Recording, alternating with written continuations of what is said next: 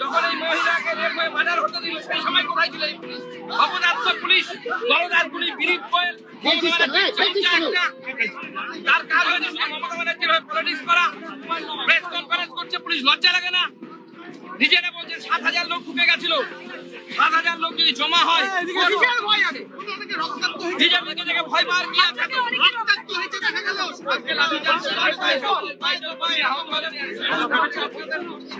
মাথা পেটে গেছে আমাদের সাংসদ বিধায়করা পর্যন্ত হাত থেকে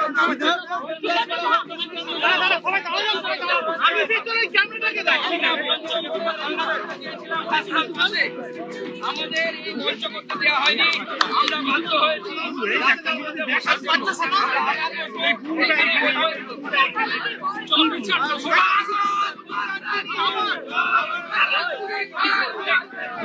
মাননীয় মুখ্যমন্ত্রী তার রাজত্বে একজন মহিলাকে বাঁচাতে পারলেন না, একজন মহিলা ডাক্তারকে অন ডিউটি তার অর্ডার হলো রেপ হলো, উনি বাঁচাতে পারলেন না।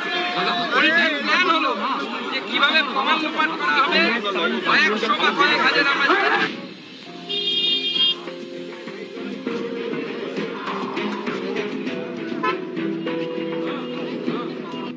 আপনাদেরকে আমি সতর্ক করছি, আপনারা লিমিট ক্রস করে যাচ্ছেন।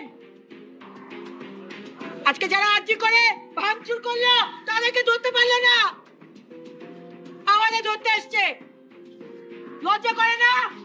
কোন এখতিয়ারে আমাকে অ্যারেস্ট করছে বলুন? কোন এখতিয়ারে? রাজ্যে কি নিয়ম কানুন কিছু আছে না নেই? এখানে কি 144 আছে? কেন আমাকে অ্যারেস্ট করা হবে? আমি চুপ করে বসে আছি, আমার ছেলেরা চুপ করে বসে আছে কেন? আজকে আর্জি করে যারা এলো ধ্বংস করলো, কই তাদের তো অ্যারেস্ট করতে পারলেন না? আজকে যে মেয়েটা মারা গেল তার খুনিদেরকে অ্যারেস্ট করেছেন? করেননি। সঞ্জয় রায়কে ফাঁসিয়েছেন, সঞ্জয় রায়কে ফাঁসানো হয়েছে। আসল যারা খুনি তাদেরকে আড়াল করছেন মুখ্যমন্ত্রী আপনি। আজকে পুলিশকে কাজে লাগিয়ে, যেহেতু পুলিশ ওনার, এইভাবে টর্চার করবে? মমতা ব্যানার্জি এই কেসটাকে ধামাচাপা দেবার চেষ্টা করেছেন কেন? কেন? আর যদি সাধারণ একটা রেপ হতো, আরেকটা যদি রেপের ঘটনা হতো, তাহলে উনি এত ইন্টারেস্ট নিতেন না। ওনার এত ইন্টারেস্ট কেন? কারণ এখানে তৃণমূলের এমপির ভাইপো ইনভলভ, তাই জন্য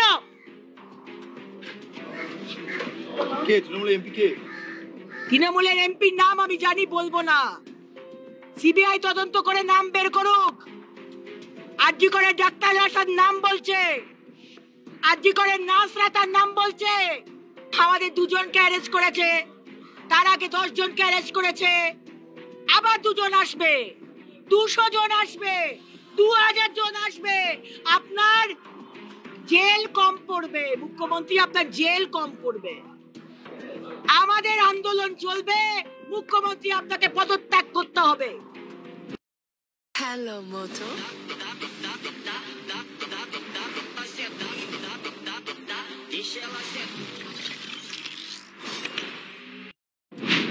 অন্যায় প্রতিবাদ করাতে ভারতীয় জনতা পার্টির প্রথমে শ্যামবাজার থেকে মঞ্চ ভেঙে দেওয়া হয়। যেভাবে তারা মানুষের আন্দোলনকে, মা বোনেদের রাত্রিবেলার আন্দোলনকে দুষ্কৃতি ঢুকিয়ে আর্জি করে ভাঙচুর করিয়ে বন্ধ করবার চেষ্টা করছিল। মমতা বন্দ্যোপাধ্যায় বাংলাদেশের ভয় নিজে পেয়ে গেছেন, তাই নিজে বলছেন এই বোনটার দাম নাকি 10 লক্ষ টাকা বলছেন।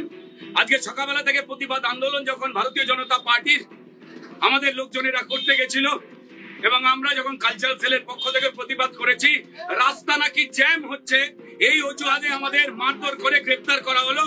এখন লালবাজারে নিয়ে যাওয়া হচ্ছে। ঠিক আছে, এবার সবাইকে বলবো যে রাস্তায় নেমে আসতে, এরা কাউকে ছাড়বে না। দল মত ঝান্ডা ছাড়া, ঝান্ডা নিয়ে যে কোনো কেউ রাস্তায় নেমে আসুন, এরা খুন করে দেবে সবাইকে। জোর করে একটা মেয়েকে মেরে তথ্য প্রমাণ লোপাট করার সময় এত পুলিশ ছিল না যত পুলিশ মানুষের মুখ বন্ধ করার চেষ্টা করছে। হ্যাঁ, এখন লালবাজারে বুঝছে কত লালবাজারে জায়গা আছে। সারা পশ্চিমবঙ্গের মানুষ এবার রাস্তায় নামবে, কতজনকে জেলে পুরবে। অপদার্থ মমতা বন্দ্যোপাধ্যায়, অপদার্থ মুখ্যমন্ত্রী, অপদার্থ স্বাস্থ্যমন্ত্রী।